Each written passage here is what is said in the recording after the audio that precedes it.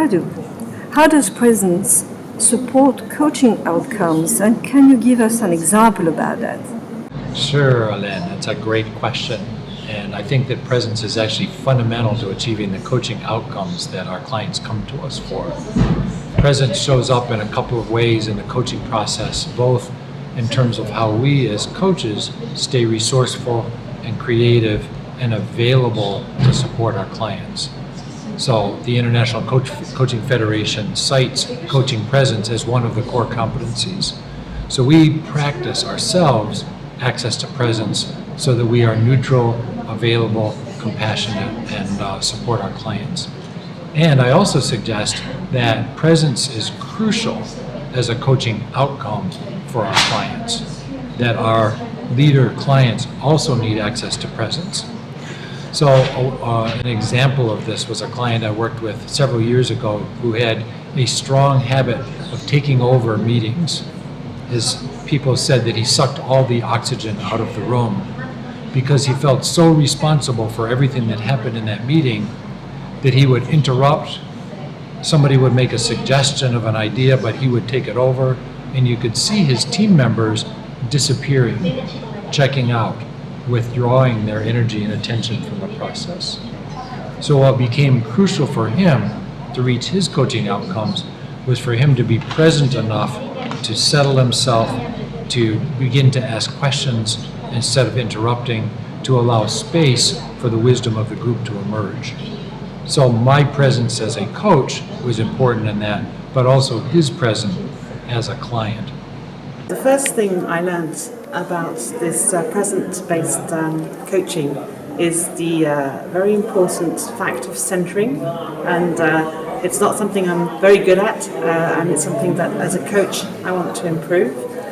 And through the activities that we did, the centering exercises made me realize that this would bring a lot to my clients, because the relationship field that we build and the contact that we have is really, really strong, and it's something that I'm going to take away with.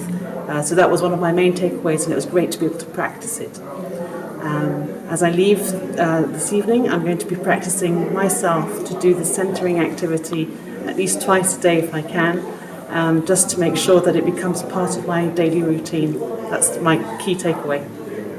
What simple practices can build presence for both coaches and leaders? There are countless practices that are available to us in these times. The simplest one is some kind of an attention training practice, a sitting practice, a mindfulness practice. There's a tremendous body of scientific knowledge about the impact of this, both in terms of health benefit, physical health, but also in terms of being able to focus and sustain our attention. So, for example, a simple practice of sitting in a chair for 10 minutes a day and simply following with our attention, our inhaling and our exhaling, begins to train the nervous system to focus, to settle, to not be so reactive to events around us. It's a very simple practice that any coach, any leader can do. If I take just the last exercise, where we had to experience on the somatic level the different posture of the coach, from the expert, the carer, the pusher, and the real coach, I found fascinating to experience it from the side of the coachee, having in front of me a pusher, an expert, a carer, or a real coach, and how I was reacting as a coachee. So I think this is going to really help me in my future work with my coachee to keep and maintain as much as I can my presence as a coach. So that's definitely one thing that I find important. Then it also helps me to talk about presence and about the importance of the somatic much better. I was already using it a little bit, but I think I'm much clearer on how I can express it with my client, and also help them understand the importance of the somatic and how working on that can help them. So it's both for me, also as a coach, but also for them. I really like what Doug is saying around presence is competency for the coach, but it's also the outcome or one outcome for the coachee. Could you give us an example about what would be a very effective somatic practice which would help coaches and leaders? So a somatic practice is a practice that engages the whole nervous system, the entire body, in learning. And in our experience, the more we can engage all of us in a learning process, the more sustainable the behavioral outcomes. So a leader that I worked with moved from being a professor to a dean at a prominent university. So instead of simply being a researcher, he was now responsible for an organizational change effort at a level of complexity he'd never had to engage with before. So he took on a simple martial arts practice that involved movement, but also a dropping of his attention downward so that he, again, could settle his nervous system.